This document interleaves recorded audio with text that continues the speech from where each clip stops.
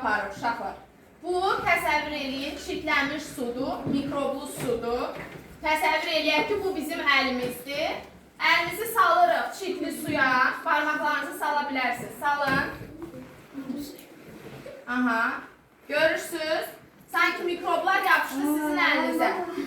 Düzdür. İndi təmizləyirik əlimizi. Və ikinci mərhələ sabunla. Hər tərəfinə gəl barmağının.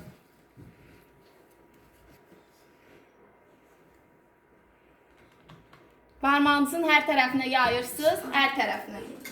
İndi həmin çirkli suya Elay sal.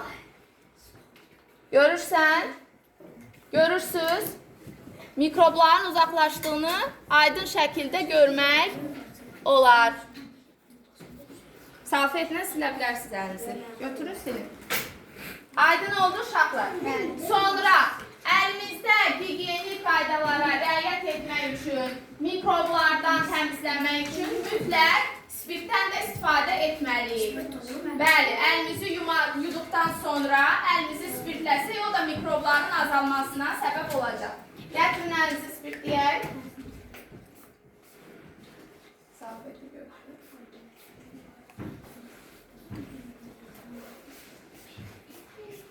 Aydın oldu uşaqlar.